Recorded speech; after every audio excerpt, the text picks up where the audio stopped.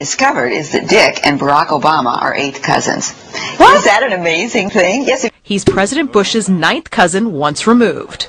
Cheney's cousin Barack Obama is also Bush's 11th cousin.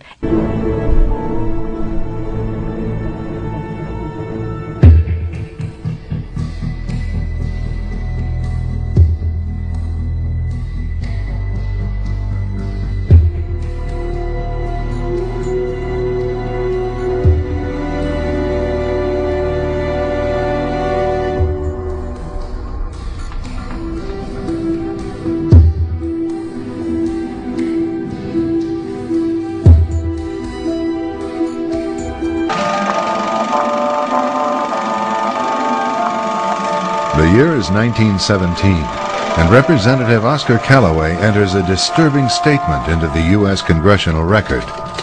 The statement reveals why J.P. Morgan interests hired 12 high-ranking news managers. The 12 were asked to determine the most influential newspapers in America.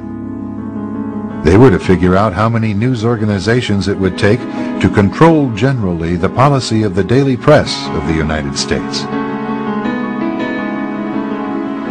The 12 found it was only necessary to purchase the control of 25 of the greatest papers.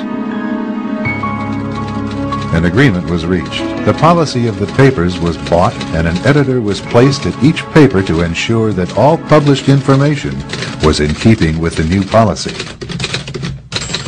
Soon, that policy would be defined by a front group formed by J.P. Morgan and his colleagues. In fact, Morgan's personal attorney was founding president of the organization, the Council on Foreign Relations.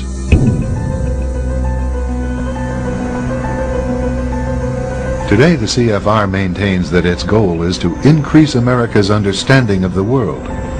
However, the actual objective of this highly exclusive club is revealed by the rare admissions of the insiders themselves. In the early 60s, a Georgetown University professor collects information for a book favorable to the network of powerful men who founded the CFR. For 2 years, Professor Carroll Quigley is allowed to examine the confidential papers and secret records of this network. Quigley reveals that these men aim to create a world system of financial control in private hands, able to dominate the political system of each country and the economy of the world as a whole. In short, they seek total and quiet control of the entire world. And the CFR is their most visible conduit for carrying out that agenda. CFR members include America's wealthiest tycoons, as well as the highly placed elite in government, academic institutions, tax-exempt foundations, and the establishment media. Ruling Class Journalists, written by Richard Harwood, describes the CFR membership as the ruling establishment in the United States. The Washington Post article boasted that news reporters who are CFR members do not merely analyze and interpret foreign policy for the United States, they help make it.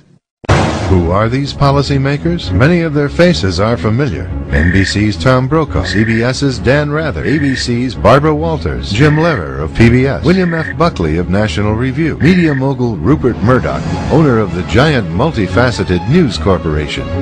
These media heavyweights, and many others like them, are members of the CFR. Powerful corporations are also invited to become members.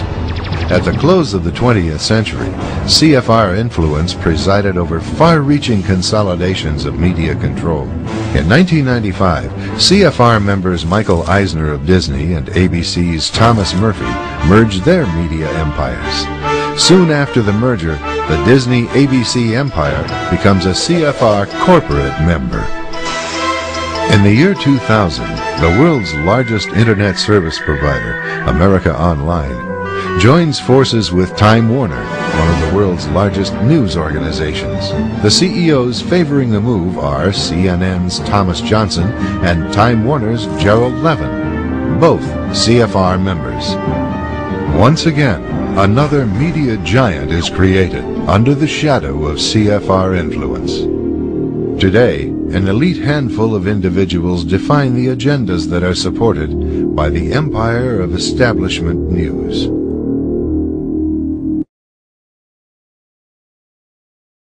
A special televised meeting of the New York-based Council on Foreign Relations provides a window to the real story. The speaker, Vice President Dick Cheney, takes a question from David Rockefeller. Vice President, I just enjoyed so much your whole speech, but I was particularly pleased that you gave such a strong endorsement for the free trade agreement for all the Americas, subject that has been of great concern to me for many years, and particularly recently, and I think it's absolutely essential for the strength of our economy. Rockefeller's role in the drive for an FTAA was a lot more central than he portrays. Rockefeller cultivated Latin American leaders who could be counted on to support such a proposal. Both the 1994 Miami Summit and the FTAA proposal were conceived and nurtured by a Rockefeller-created network. Prominent among the organizations sponsoring the Miami event were the Council of the Americas, founder and honorary chairman David Rockefeller, the Americas Society, chairman David Rockefeller, the Forum of the Americas, founder David Rockefeller, the Institute for International Economics, financial backer and board member David Rockefeller, the Trilateral Commission, founder and honorary chairman David Rockefeller. Rockefeller's influence also extends to the current administration. He was chairman emeritus of the CFR when Vice President Dick Cheney once served as a director, a relationship that Cheney concealed during his congressional career. It's good to be back at the Council on Foreign Relations. As Pete mentioned, I've been a member for a long time and was actually a director for some period of time. I never mentioned that when I was campaigning for re-election back home in Wyoming. They're trying to speed the flow of both cargo and people, they say, across this nation's northern and southern borders. Critics call the plan an outright attack on our sovereignty.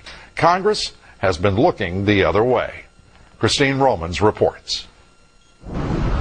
Plans for an integrated North American community by 2010, moving ahead swiftly and under the radar. Robert Pastor is an author of the Council on Foreign Relations document seen as the project's roadmap. We need to deepen economic integration by moving towards a customs union with a common external tariff. I think we need to enhance our security by beefing up both our borders and beefing up a continental boundary. But critics fear an attack on American sovereignty, a super NAFTA, with borders erased between three very different countries with no public oversight. Texas Congressman Ron Paul is a rare voice of concern on Capitol Hill. We're not supposed to give this to the executive branch devising quasi-type of treaties that the Congress seems to not have any control of, and then it turns out to be managed trade for big corporations and not to benefit to our workers and to our people. The House International Relations Committee and the Senate Foreign Relations Committee have not held hearings on this, and a high-level conference this month in Banff was closed to the press.